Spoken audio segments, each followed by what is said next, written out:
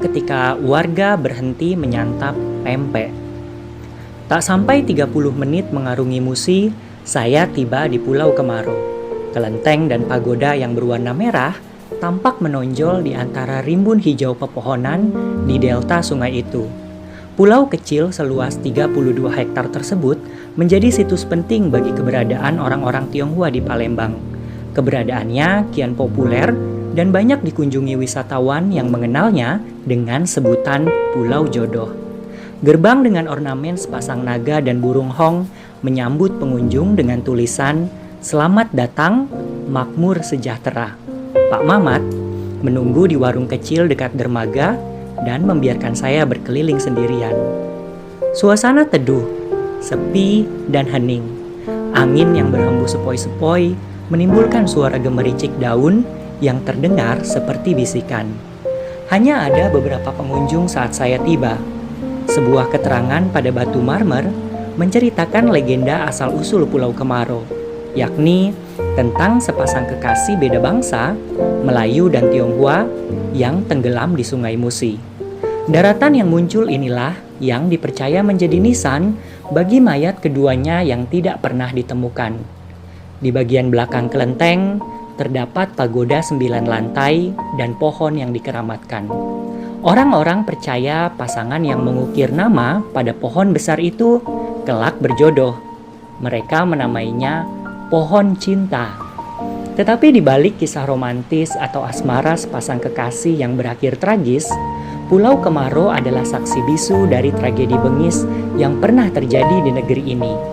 Genosida politik tahun 1965 sampai 1966 masuk dalam daftar kejahatan kemanusiaan terburuk dalam sejarah dunia di abad ke-20.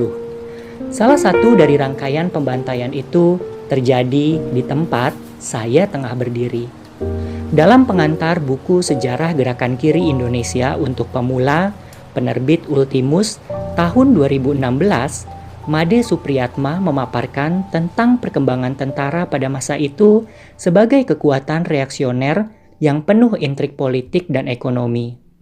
Ketika terjadi nasionalisasi perusahaan-perusahaan asing, Made menulis, merekalah para tentara yang menjadi manajer-manajer di perusahaan. Mereka berhadapan dengan musuh alamiah kaum modal, yaitu kaum buruh. Betapa mengerikannya kemudian ketika militer punya sosok yang lain, yakni anjing penjaga merangkap kapitalis itu sendiri. Secara resmi, PKI dilarang melalui ketetapan MPRS nomor 25 garis miring MPRS garis miring 1966. Tetapi sebelumnya, pembantaian besar-besaran terhadap orang-orang PKI atau yang dituduh PKI telah berlangsung di banyak tempat di Indonesia. Bukan hanya mengerahkan, melainkan pula mempersenjatai masyarakat sipil dan menghadapkan rakyat dengan rakyat melalui kebencian dan sentimen SARA. Rekaman sejarah tentang apa yang terjadi di Kemaro, saya ingat muncul dari obrolan di Jakarta dengan seorang kawan yang dalam beberapa tahun terakhir aktif mendokumentasikan berbagai catatan dan kesaksian para korban dan penyintas tragedi 65. Kawan yang tak perlu saya sebutkan namanya itu menyinggung tentang Pulau Kemaro yang pernah menjadi penampungan konsentrasi bagi tahanan politik atau tapol yang diduga maupun dituduh sebagai simpatisan PKI. Jumlahnya ribuan, mungkin mencapai ratusan ribu. Tak ada rujukan data pasti. Kalau mau tahu kisaran jumlahnya, ya cek saja berapa orang yang mencoblos PKI pada pemilu tahun 55 di Sumatera Selatan. Kata kawan saya itu menanggapi pertanyaan saya soal banyaknya korban yang kira-kira dijebloskan ke kamp yang berada di Kemaro. Sebagian besar yang ditangkap mati dan sekarat. Tak sedikit yang tewas dengan ditenggelamkan hidup-hidup ke dalam sungai. Musi menjadi kuburan massal.